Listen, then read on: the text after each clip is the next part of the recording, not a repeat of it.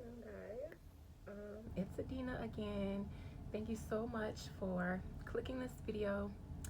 Um, I've been doing a lot of videos lately. This one in particular is not going to be a reading. Um, I have things to say, messages to deliver.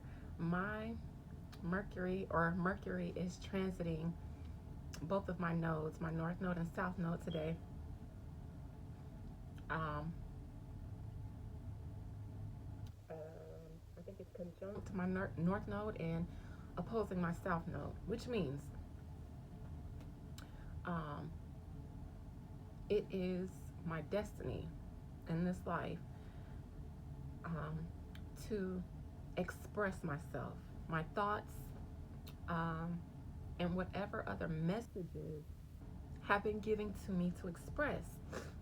It's opposing my South Node because it isn't conducive to the way I've always done things. It's a challenge for me to break out of my old habits that no longer serve my highest good for the things that are going to benefit my future and not my past. And that's a little astrology 101 about a Mercury transiting your nodes. Moving forward, I'm going to be teaching you guys a little bit more about that simply because not just because I want to break the taboo around certain things that no longer serve our highest good, certain beliefs no longer serve our highest good. So, on a collective scale, it is time for us to move out of old habits, old ways of thinking, old behaviors, old systems that no longer serve our highest good and no longer serve the purpose of where we're headed collectively. Um, and part of my purpose on this earth is to help facilitate that collective um, evolution of consciousness, not just within myself, within my family, but to whomever I can reach. That is my purpose, and I'm gonna do it. Otherwise, I have no reason to live. So, with that being said, I wanna. There's been a message that I have been needing to deliver, and it's not just because I need to deliver it for personal reasons, but my personal reasons have helped me to understand the message and how it relates on a larger scale. And I'm going to use a little bit of parables. I'm going to go back and forth in between using parables. I'm sorry, you guys, if I get distracted a little bit, I am doing something on my computer at the same time, trying to upload something to my YouTube channel. I actually already recorded the video that I'm recording now, but oh, the ops, man, the ops, they don't want me to win. Ever since I started to try to be myself, come out of hermit mode, come out of 30 something years of hiding my truth, my power, I have received so much opposition as if energetically there's like a demon saying, no, you can't break free from this. You can't break free from this. I broke free though, and I can't go back. Even though I have been facing a lot of opposition, what is opposition to a goddess? Okay. With that being said, I want to talk not just to everybody, but to people closest to me. Because moving forward, there will be a lot of things that I say and do that are contrary to not just my past, but the collective past. And you're just going to have to deal because it is time. Astrologically, God said it's time. And there's nothing that anybody can do to stop what is about to happen. Even if you don't understand it, just understand that you don't understand. So I want to talk about Exodus, actually. I want to talk about Exodus slash how the word becomes a living word.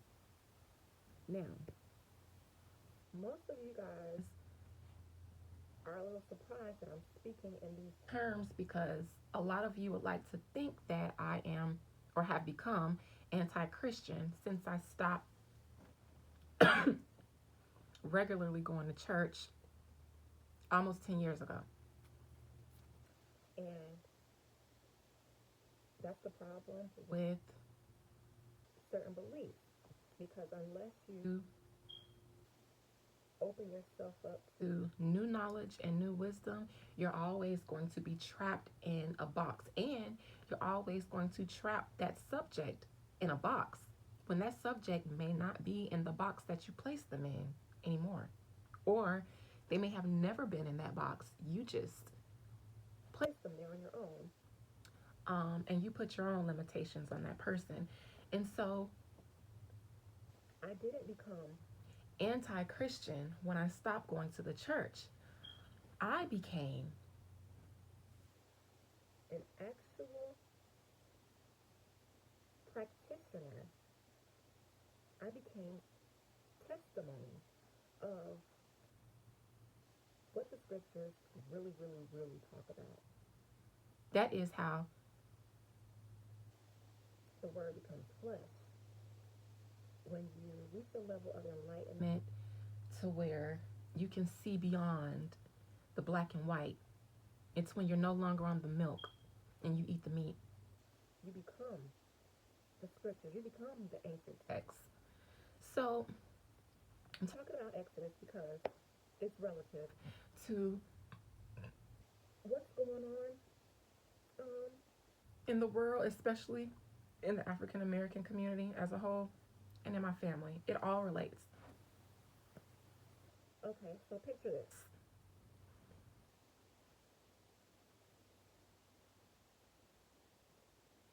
Prior to the Israelites going into captivity. Now, the Israelites in the Bible symbolize descendants of God, direct descendants of God, or of the God that, the deity that created them, the Most High, actually, the Most High God.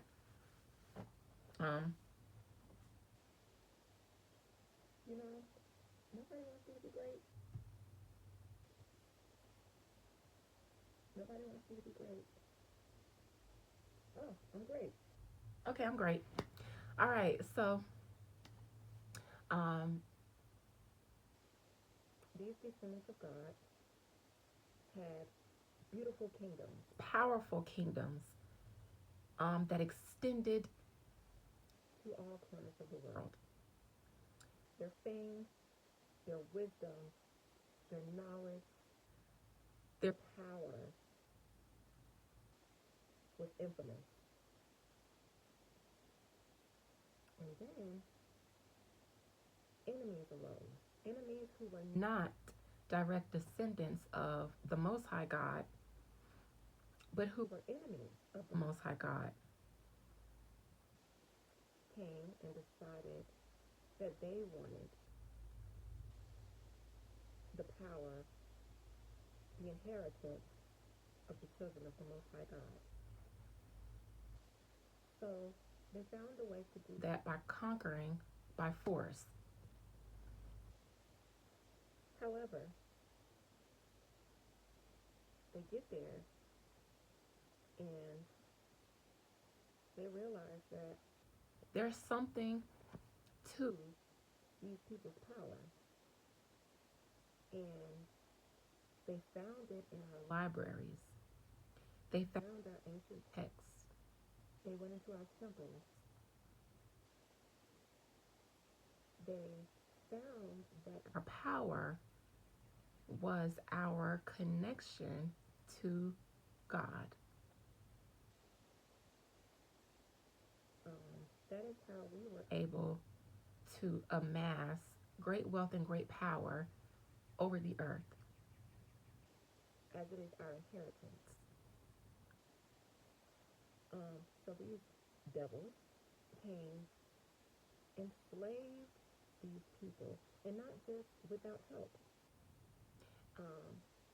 but they knew, based on our text, that you can't kill or cut off these people so easily. And so what they needed to do was cut you off from your source of power. So what they did was they then cut you off from your connection with the divine. They started practicing our practices. And then they gave us witchcraft. And I say it's witchcraft because this is the truth. This is the truth. This is what we had. True, divine spirituality. And then they took it and they weaved it in deception. They wrapped it in illusion and deception. And then they gave you this.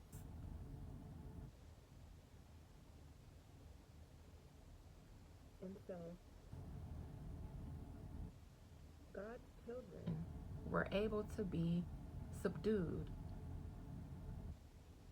because their connection to power was cut off from them, while these demons began to practice and study our beliefs and spiritual systems, the way that we connected with God. But that wasn't enough, because we are a formidable people and we're stubborn. And it's kind of hard to break people who know who they are.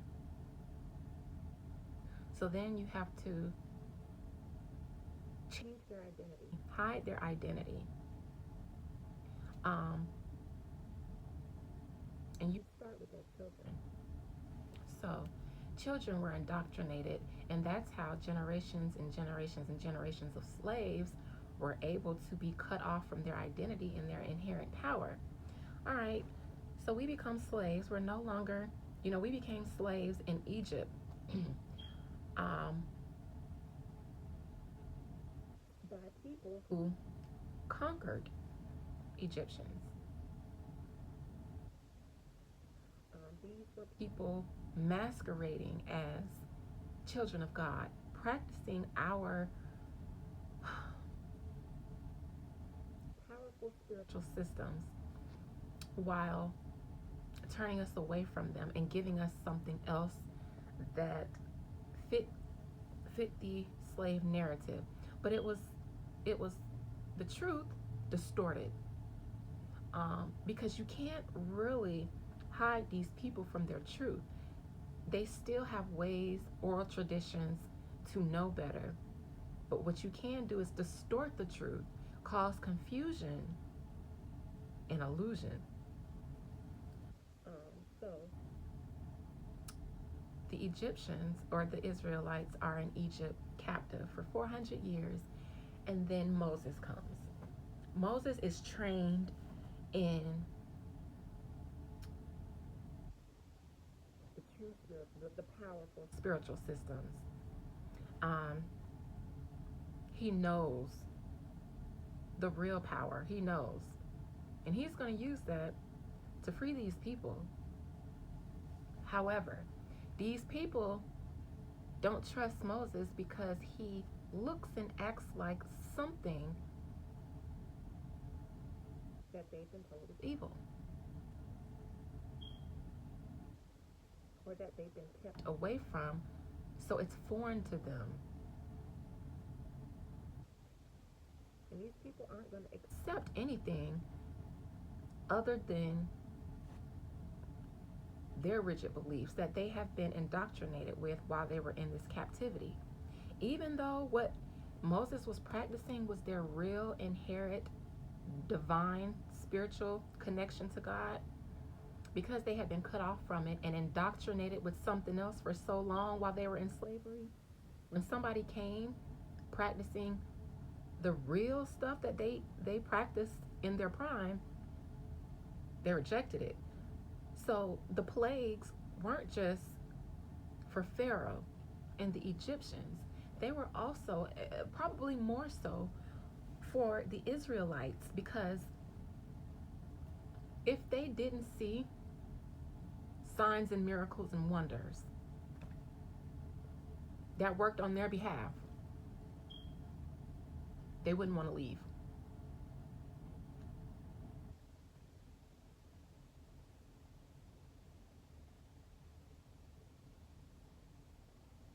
It makes you wonder, while all of these plagues were going on, how did they feel?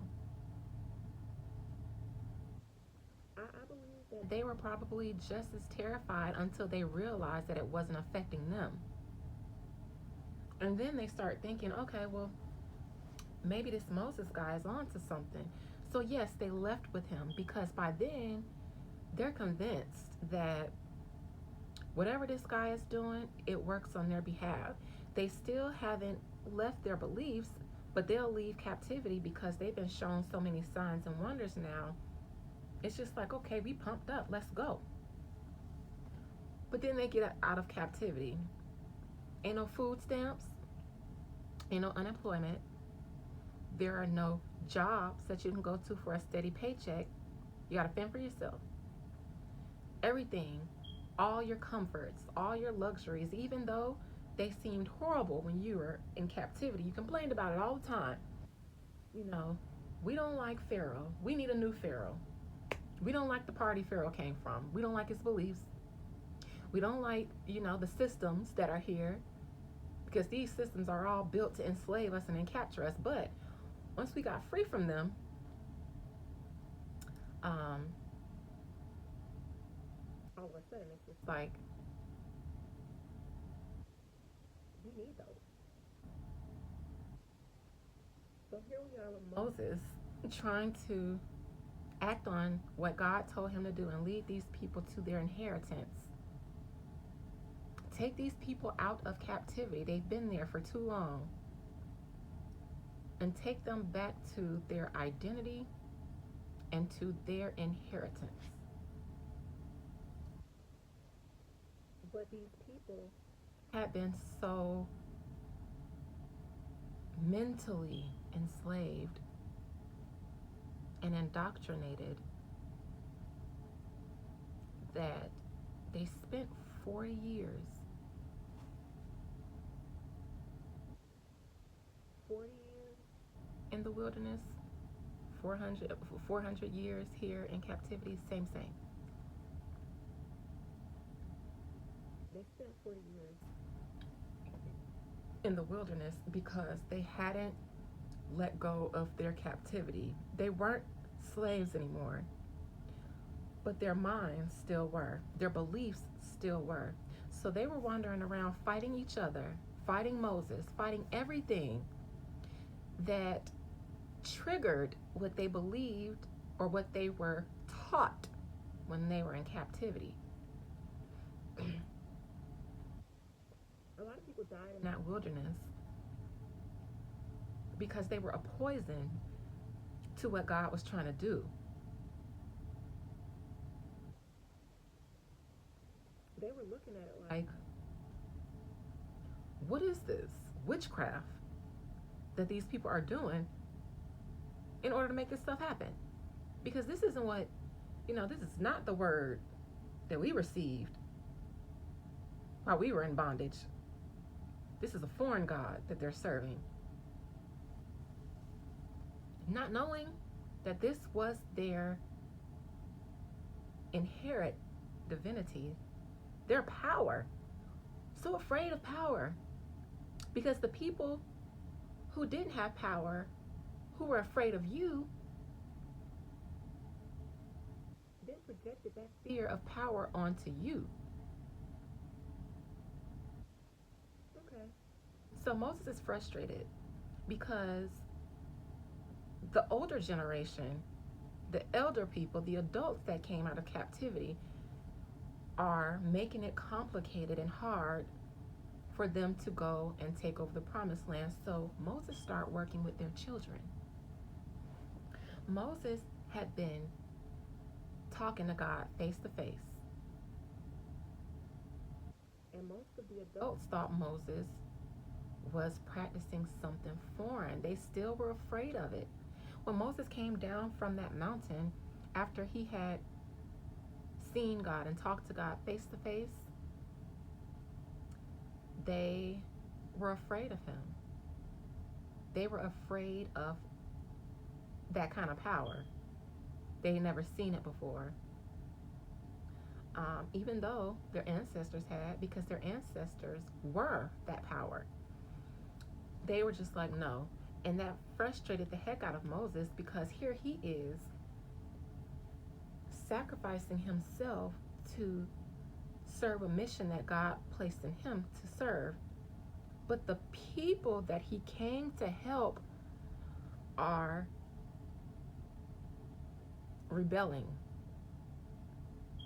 because they're still stuck in the behaviors they learned in captivity, without the ability to see that it was captivity of their minds that they were believing in, which is why they couldn't go to the promised land, but their children could, because their children, when they came out of captivity, were still young.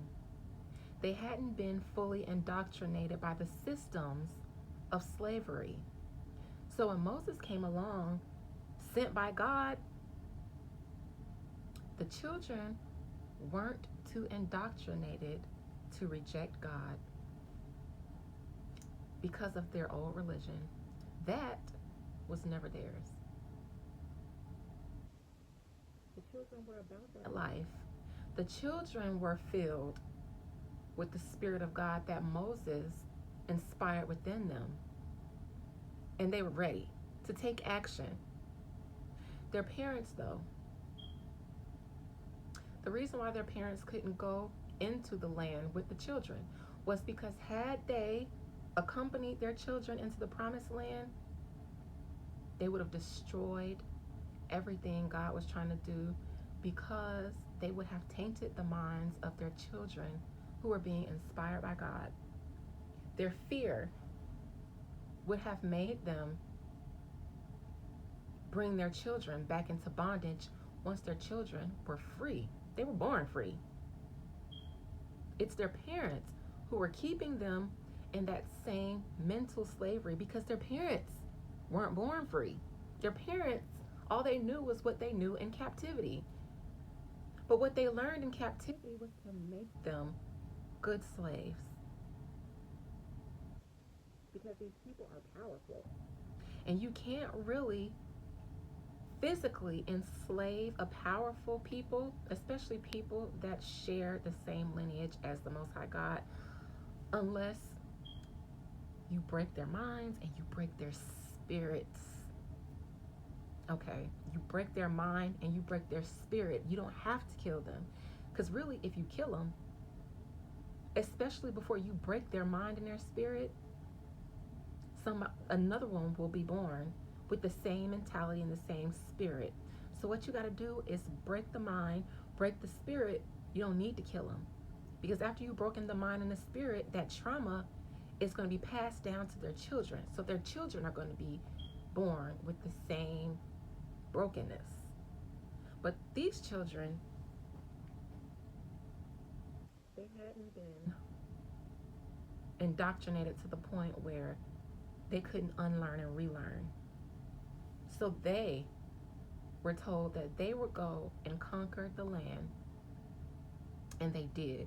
And imagine what would have happened if their parents were there while they were doing all of this fighting, you know what I'm saying, being warriors, because that is what God wants. Powerful warriors, not docile slaves who are going to turn the other cheek. None of them who inherited the promised land turned the other cheek. Imagine, imagine what they would have been had they done that.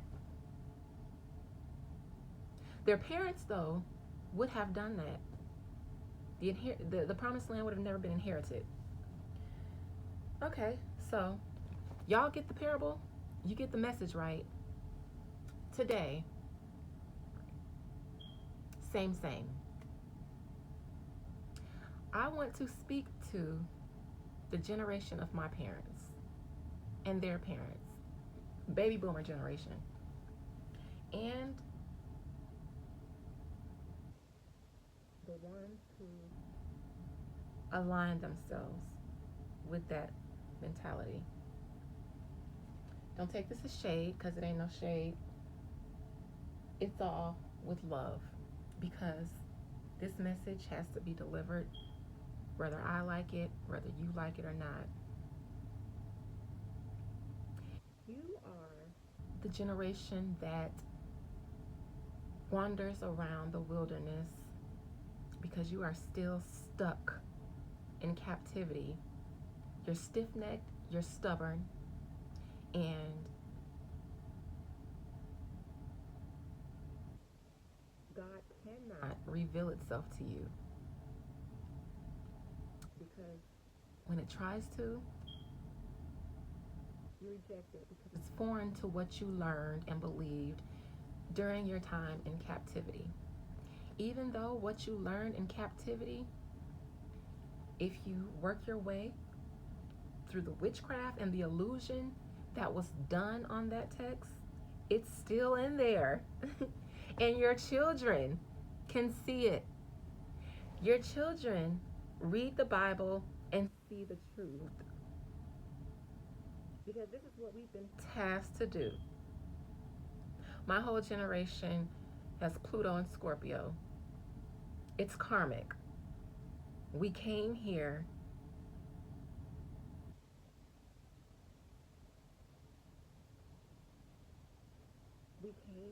to destroy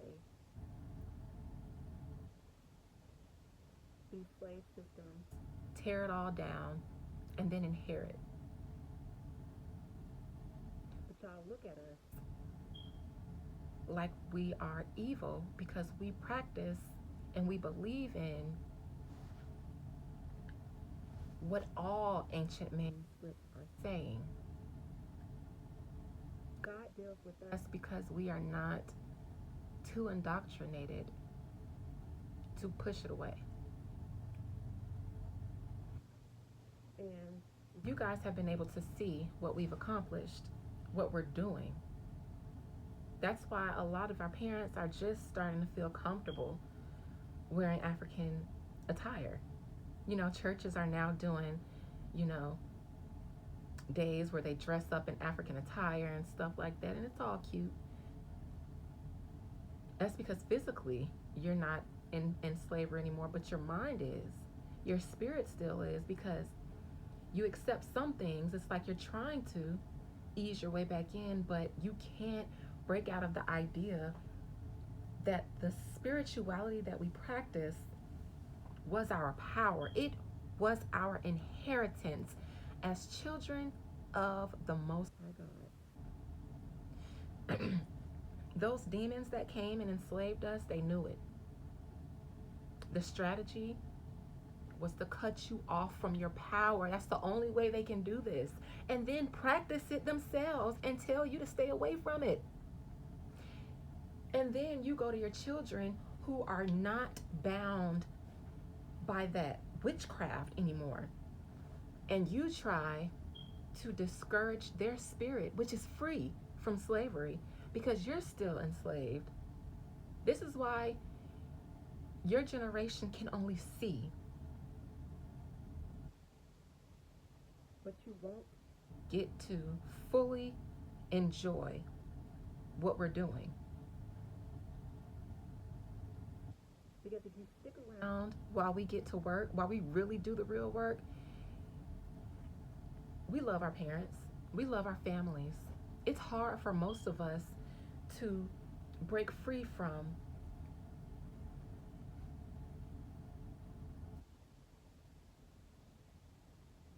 the clan.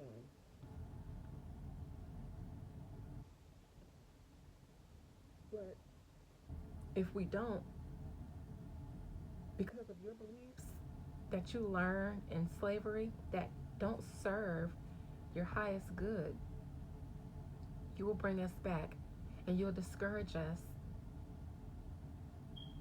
out of freedom and back into slavery.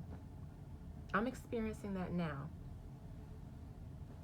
which is why this message was important for me to deliver early on into what I'm going to be doing. Because when I, a few weeks ago, did a public reading, mind you, I've never advertised myself. However, I've been doing this for a while now, a few years. I've never had to advertise myself because people who are in need, God will send them to who can help them. You don't have to advertise yourself if you really have the gift. If you're really called for that, people who need you will find you.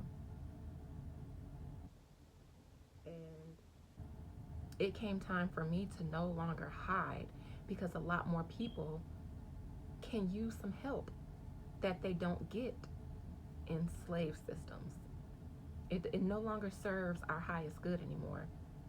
And so the reaction I got was the same reaction that Moses got. I was pretty much shunned. And even though I was prepared for it, Spirit has been preparing me to be strong and to not need validation from anybody, because there was going to come a point in time in my life where I was going to have to depart from the clan in order to go inherit the promised land. I didn't want to face that day. And so I continued to operate in silence. But God said, no, no. You have a job to do. And you can sacrifice that for your family, or you can do what I told you to do and don't worry about them.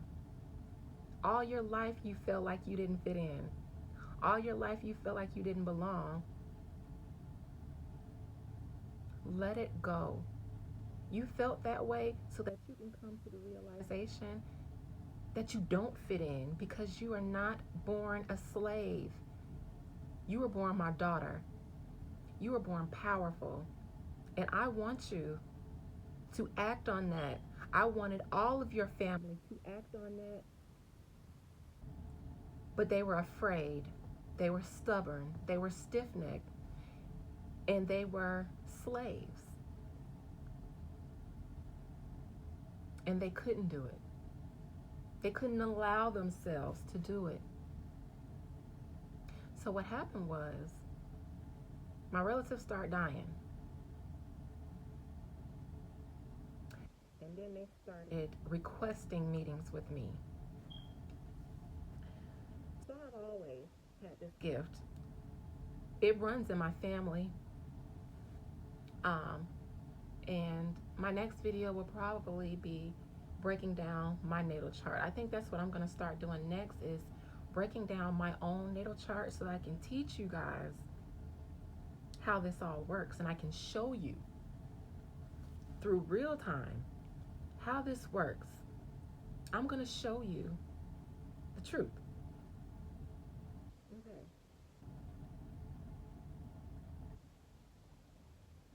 None of your...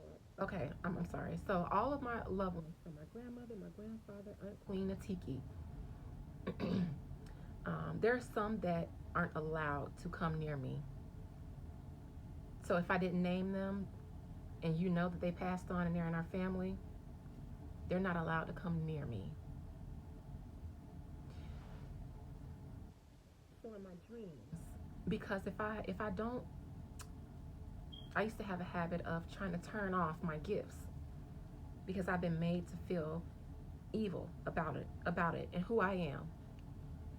Um, and I've spent my life struggling depression because of it. Nobody cared about that until I started coming out of my shell, and all of a sudden people pay attention to me and then want to tell me what's right from wrong.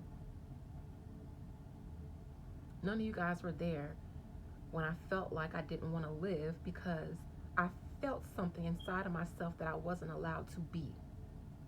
And I was confused because you guys taught me that I was so evil. I was born evil. And I needed to spend the rest of my life begging to not be so evil. Y'all don't think that's witchcraft? Does that feel right to your spirit?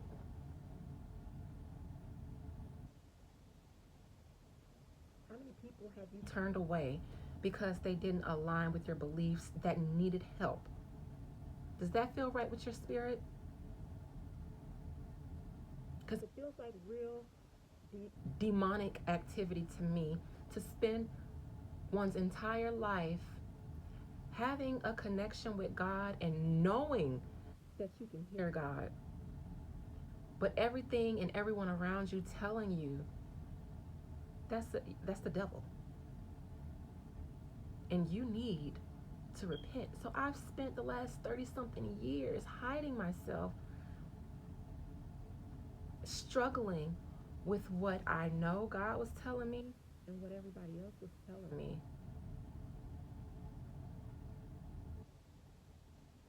I almost destroyed my own life because of that. Nobody cares about that until you step out of slavery. So, back to my relatives visiting me.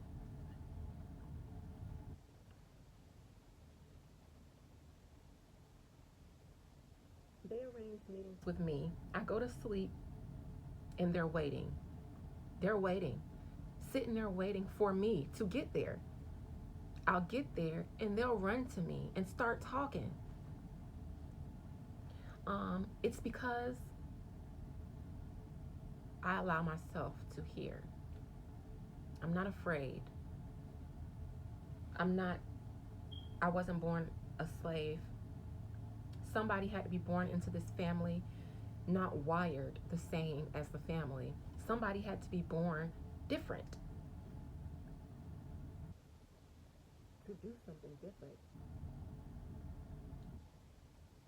So they wait for me in my dreams. If they can't reach me while I'm awake because I'm turning them off, they'll get me in my dreams. And that's when they teach me everything that they had to unlearn after they crossed over. We're limited here. It's a low vibrational place that we're in, and it's an energetic shield that keeps the masses on a lower frequency, even lower than what we can achieve here on Earth. Because even though this is the lowest frequency dimension, there's still a higher level of consciousness that we can receive here that most of us don't. And it's because we're slaves.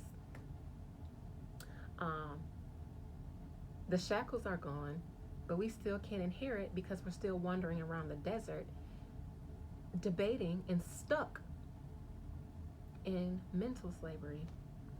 So when you cross over, you get a chance to learn what you couldn't learn because of the witchcraft that has been done to keep you a slave. There is witchcraft that was done to keep you a slave. And it wasn't the fact that they started practicing our beliefs, because power is power. The witchcraft is in you and how you use your power. God and the devil are within you. Power is there. What you choose to do with it determines what is good and what is wrong. Not the raw power, though. So you're all afraid of the power so much that you can't see the witchcraft, the dark work that was done on you, because you're looking at the power, but you're not looking at the intent of the heart. Most of you guys are afraid of spirituality because of what's inside of you.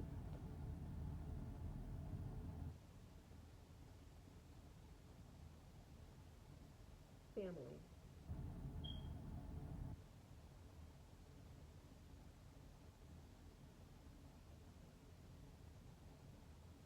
Cut off from our power because of what is inside of you.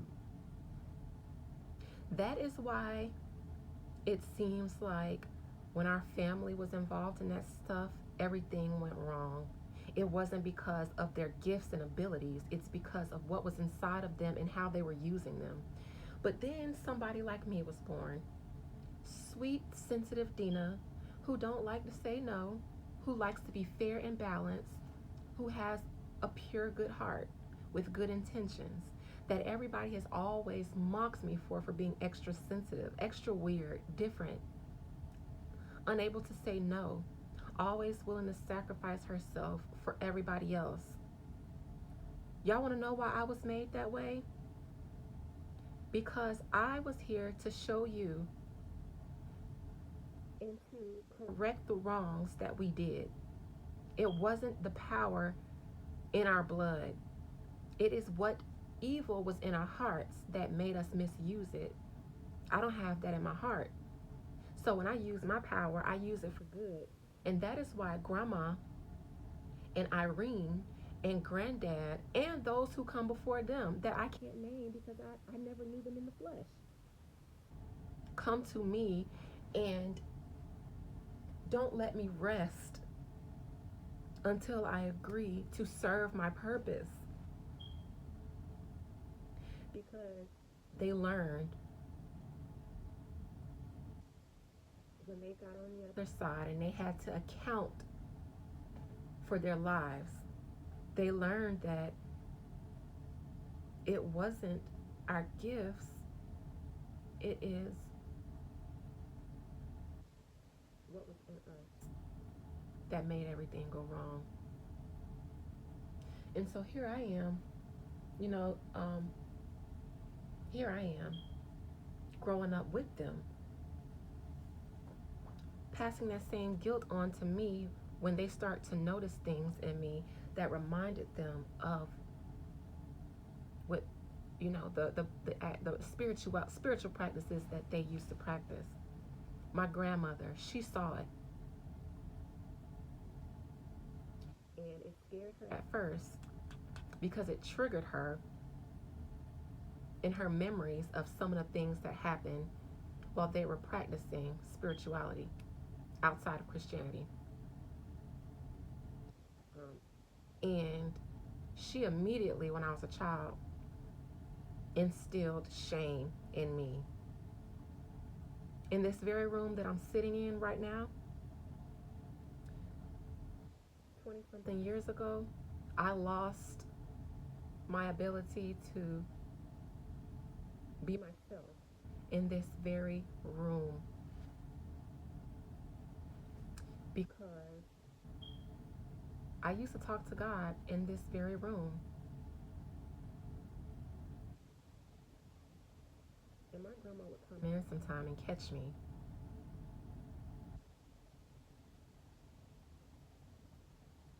And she would observe me. And she would tell me things about how special I was, how different I was, how misunderstood I was, but I was special. She nurtured me, even though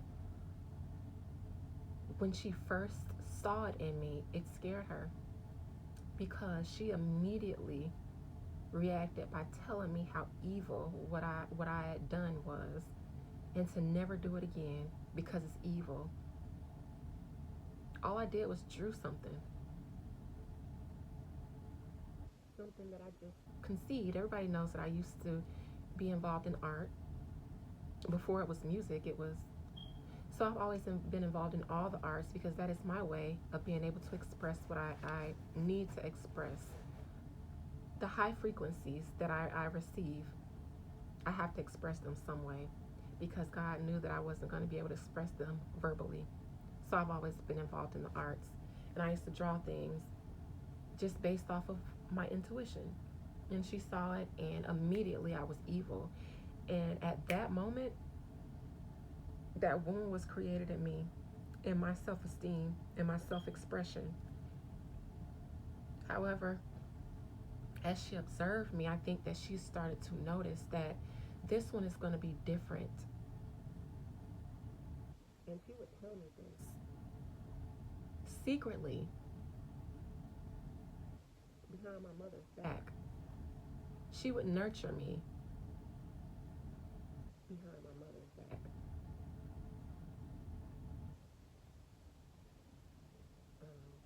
The last time I saw her before she passed away, she was dealing with cancer, was before I was going off to college. She asked me to braid her hair. So last time my healing hands, because my left hand is my power hand, was gracing her crown, the crown of her head as I braided her hair. The last time I saw my grandmother was me braiding her hair, having my hands on her crown. The next time I saw her was about 6 months later in a dream because she had passed away and she was waiting for me. She asked to see me. In that dream, I stepped in a gym. She was already sitting there when I walked in. And when I walked in, she looked up and ran to me. She asked to see me. She asked to see me. I don't go and do necromancy. I don't need to. I don't need to dig up bones and skulls to talk to dead people. They call me. So no, I'm not doing witchcraft when I say that I can talk to spirits. Just because they're on the other side of the veil don't mean that they've become demons. They're on the other side of the veil and they still have work to do. That involves us, their lineage. She came to me and she embraced me. And she looked me in my eyes and she began to speak to me. She spoke in my spirit. She came and told me that my grandfather was going to pass, and she showed me when babies were going to be born. So once I started to learn to trust that I was really dealing with my grandparents, that's when they started to teach me things that they learned after they had to account for the life that they lived and the decisions that they made. They come to me because I was born differently. I was born for this very purpose. I am one of the children of the children of Israel who wandered around the desert. I'm one of the ones sent to go and conquer because I was born with the ability to not be too indoctrinated enough to shut God out, like you did, like all of you did, because you were ashamed of the power that ran in our family. And I'm gonna step into a little bit of compassion because there is compassion. It's not your fault that you are ashamed of your power. I'm going to tell you things. I'm going to tell you guys things about me, my personal life, and my family. And this is going to be beneficial for all of you because it relates to everything. I'm just using my personal experiences as example.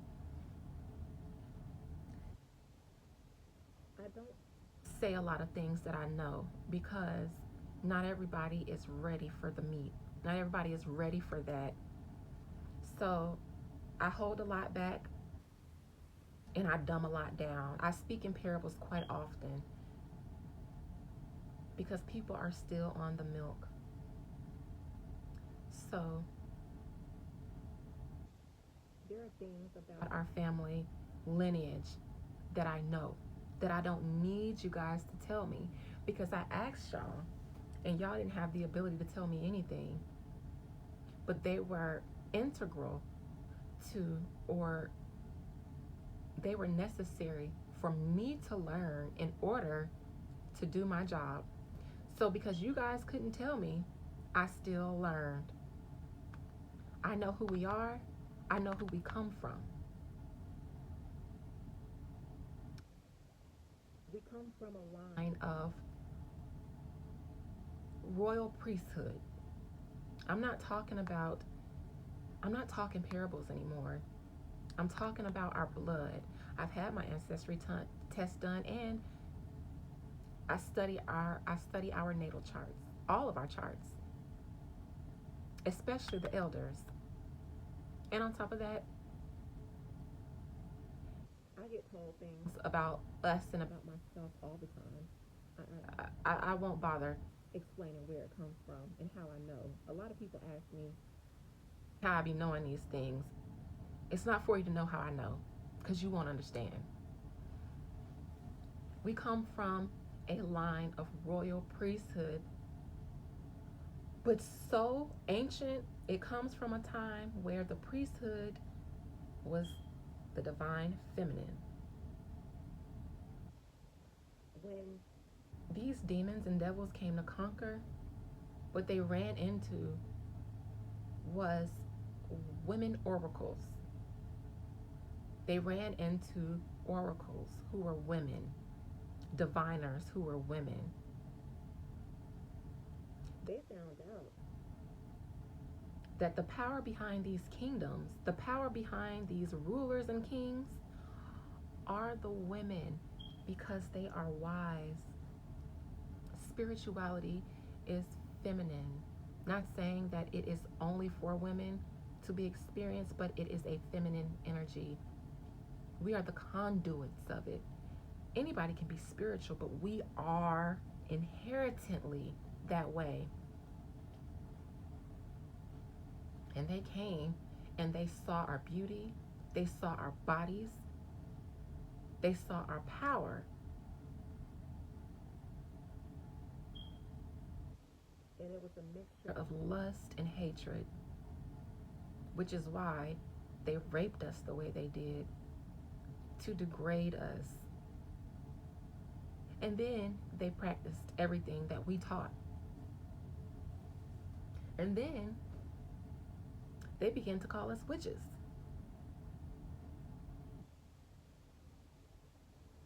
So in our direct lineage family, we have people, we have women who were killed for this by people who sought to infiltrate or steal the inheritance of the children of the Most High God. We were some of the ones that killed y'all. In our family, it's predominantly women. And we are strong women, all of us. And we are powerful. But there is an energy within our family also. It is a patriarchal energy. It's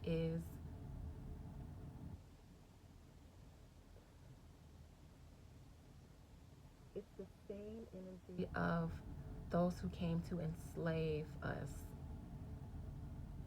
They seek to subdue our power and control it. So in my family, there is a repeated history of what happened to us generations ago. Sexual abuse runs in the family.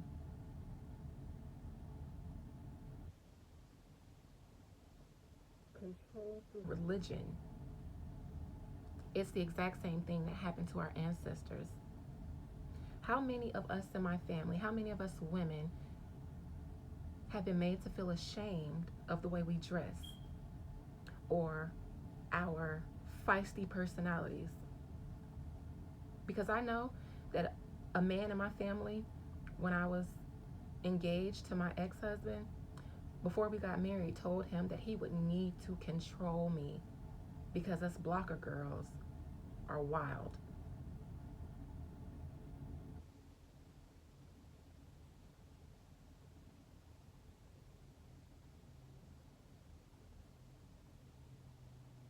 Women in my family have been broken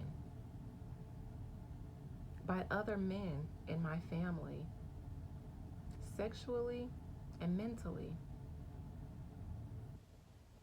because there is an energy of repeated history of what happened to us in ancient days when we were made to feel like we were evil because of our power. That's why I sit and record these videos in my robes, because for one, I don't like wearing clothes.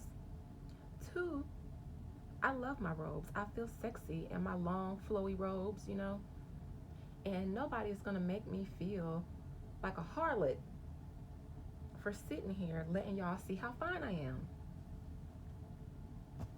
because that is the energy that has been perpetuated in my family, and it comes from what happened to us when we were powerful in our kingdoms. We were oracles.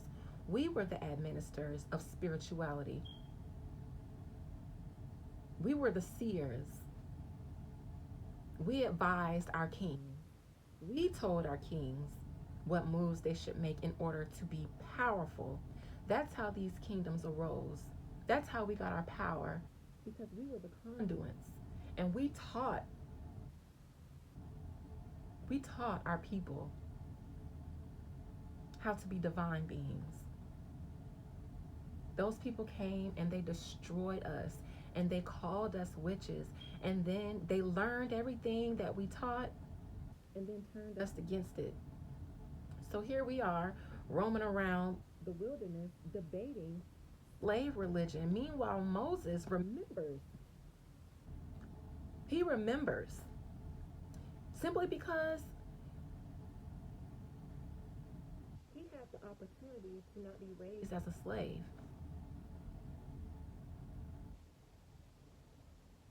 So he was able to learn our true spirituality and then come back to give it back to us, to set us free. And what do we do? What are we doing now? What is my family doing to me? I've lost everything for this.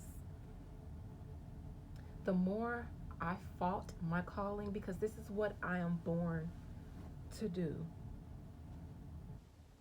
Correct the wrongs that our ancestors made. Yes, Mom, Grandma and them did make a lot of bad decisions with their power, with their abilities, but that doesn't mean our gifts are evil. And I'm your daughter. You know my heart. So you should know more than anybody that I'm probably the least evil person that you've ever met. However, when I stepped out into my calling,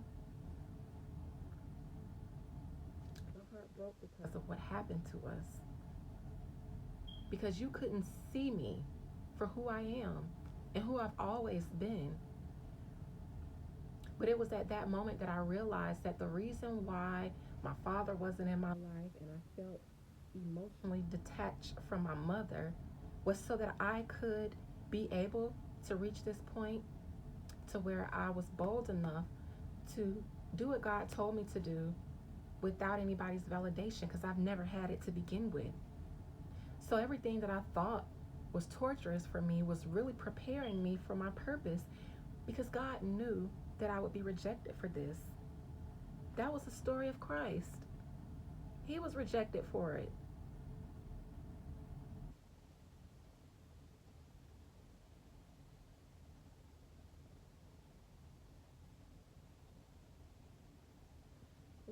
a little bit about numerology before I go.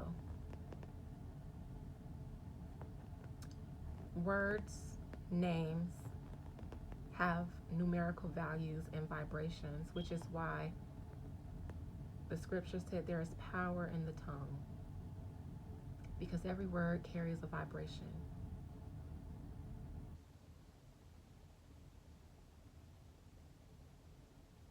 The word Messiah and the word light have the numerical value 11. That is a master number. My name, Adina. The only name that I ever cared to associate with. Nobody really knows my middle name. And I don't really care to have a last name because the only name that I feel is Adina. Adina has a numerical value of 11. Master number 11. The same as light and the same as Messiah. Not Jesus. Don't get it confused with Jesus. Messiah means Savior. In every family, there is a Messiah.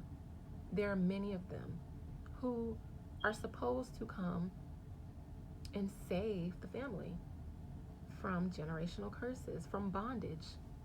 And they're usually the ones that the family rejects. And those people, when they become rejected, they usually become so broken from being rejected that they're insecure in themselves and they never fulfill their purpose.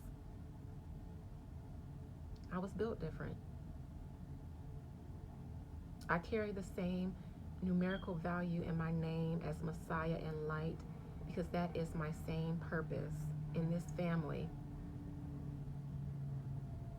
Yet the minute I stepped out into my purpose, rejected. Do you know how many people I have bonded with over me fulfilling my calling? People I've never met in life who tell me they love me and they appreciate me and how much I've helped them, and they've helped me to become confident in my purpose. I'm not out here throwing hexes for people. I'm out here trying to heal people from the same things that I've had to heal from, and yet I'm being treated or believed to be something that you were told that you were by the real devils generations and generations ago, and it continues to roll over in our family and will do so. Or no, it won't do so because I've been born and I've already stepped out. I was the last person in our family to be molested. It ended with me. No coincidence. It all ends with me. And the children that are coming up in our family will be the same way. So when I say a generation will not inherit the promised land, I hope you guys know what I'm saying without me having to say it, because you've been a little stiff-necked and hard-headed and you can't go with us because the control is too strong. I'm like one of the only ones who's been able to not be that way, and it's because I was born to do just that. So when you ask me about the things that I say that grandma and our other ancestors that y'all don't even know about teach me, and I say that I don't want to talk about it, it's because you won't understand. Or at least not yet. Because as I go through my chart and our charts, I'm going to show you. I'm going to show you how to see it. I'm going to show you what your purposes was, what you were sent here to do, and the fact that you guys didn't complete it. In my family, all of our elders have their son in their 10th house.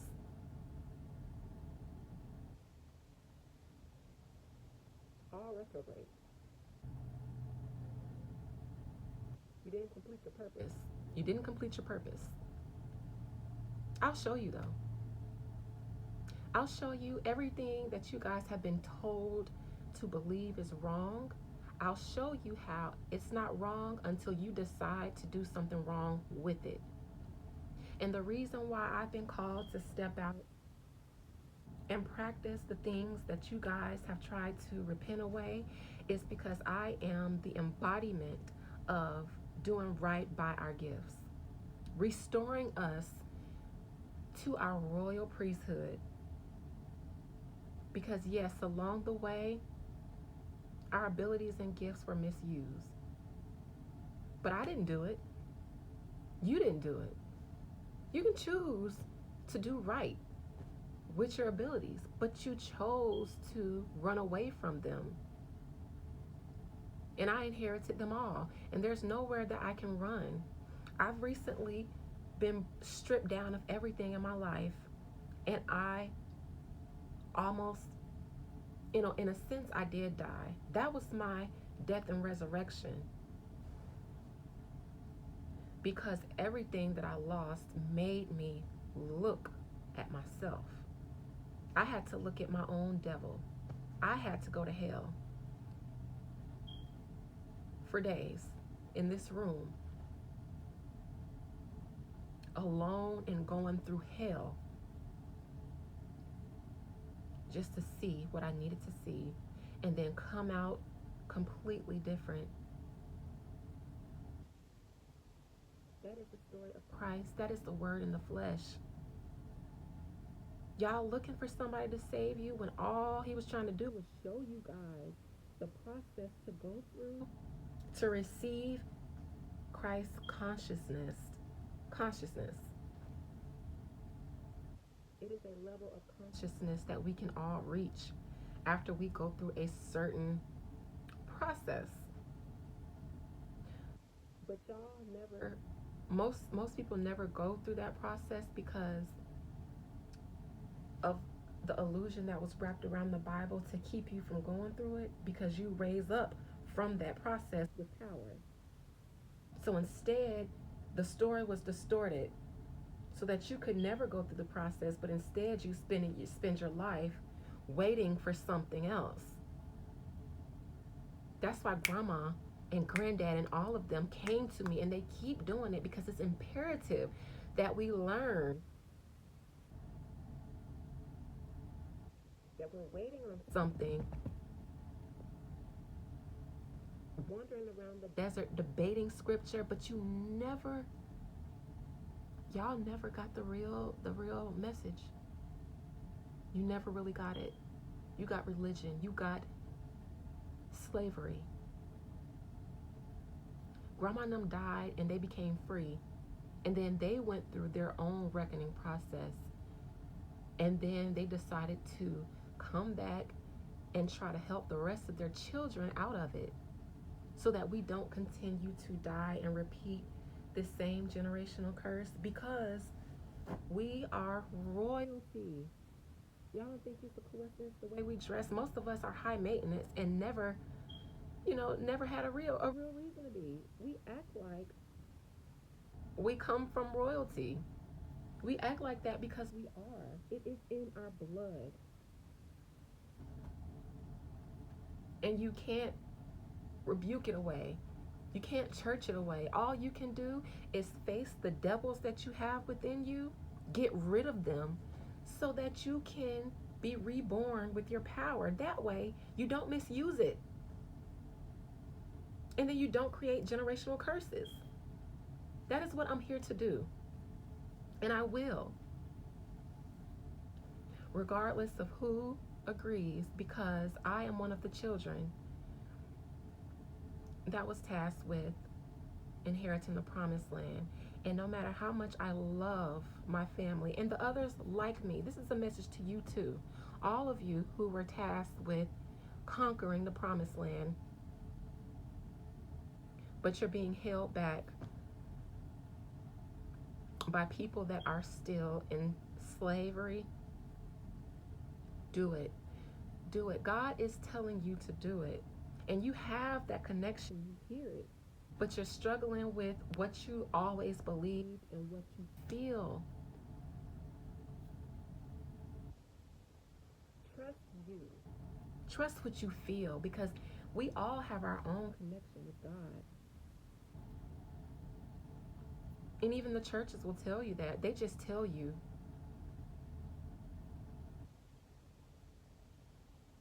They're telling you how to facilitate your own connection with God so that you can't fully let it in. My gifts are fully let in. I don't need my cards to read. I come from y'all. Y'all ain't never use card, and y'all prophesy all the time and be right. But like I said before, they're just a tool. They help me see clearer, because y'all be hit and miss, except for Uncle Leo. Y'all can never really get it right. That's because there's too much blockage. I don't have blockage. I do whatever I need to get the message out. And I use the tools that God gave us. The same ones that they use in the Bible. The formulas that I use for my oils and stuff like that, I get them from scripture. I get them from ancient manuscripts. I study Eastern religions. I get them from them. The same text that you guys read in worship. The stones that I use, they were in the Levitical breastplates. I don't get how I'm evil for it. I get it though. But in closing, to the generation that I'm speaking of, the baby boomer generation, and those that align themselves with it,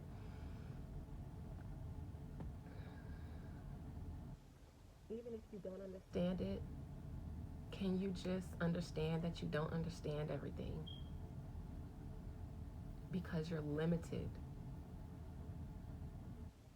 And some of you will be able to break free from slavery. Some of you will have to die before you can be free. And I don't like to use the word die just because of the connotations that it gives, because it's really almost stepping behind a curtain. It's stepping behind a curtain. It's stepping behind a curtain.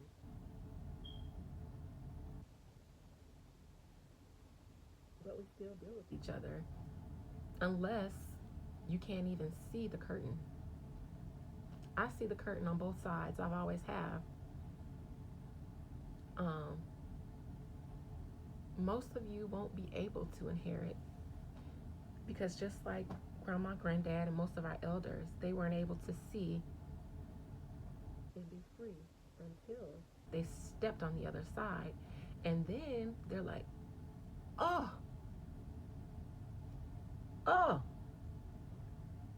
and then they work with people like me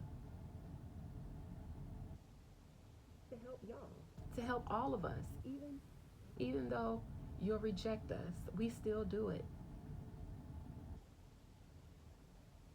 Isn't that real Christianity? Isn't that living the word? Isn't the true definition of service, of being Christ-like? How many people do y'all sit up and judge because of their lifestyles? Y'all judged Moses for being able to talk to God.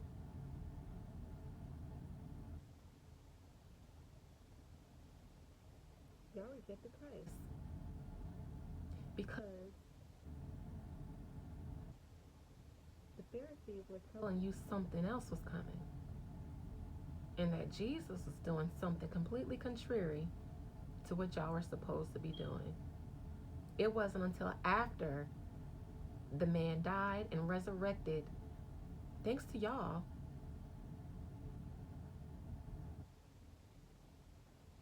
that y'all can see the truth.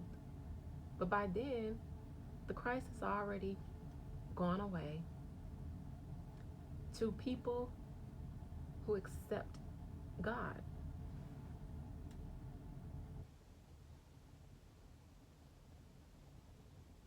So to the people who come to me for any kind of help, I want you all to know that you guys help me just as much as I help you, because I don't want you to see it as me healing you. I want you to see it as us healing each other. For each and every one of you who come to me for some kind of help, it helps me to be reminded of my purpose, because I'm still struggling with rejection of my family.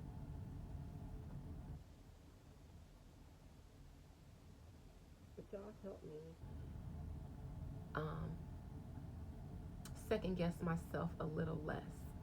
When you guys say things like "I love you," y'all don't know how much it means to me. That's not something that I hear often. I don't often feel appreciated. But you guys have made me feel like I have a purpose. And you guys give me the strength to continue doing what I'm doing despite the opposition, which is why I continuously bless you guys and pray for your blessings and say bless you tenfold or things like that, because of how you bless me. And I believe in reciprocity. So if I help you, you help me. If you've blessed me, let me bless you. So I've been here for a while. I'm going to do another one tomorrow. Actually, I probably will. And I'll be starting to go through my own natal chart, so I can teach you guys a few things about astrology, as it is a science. And it is one of our systems of wisdom. I'm going to show you guys my chart and how it relates to my family's chart, which is how I'm able to look into certain things. All right, guys, I won't stay before you too much longer because I'll be here all day. So thank you for watching, and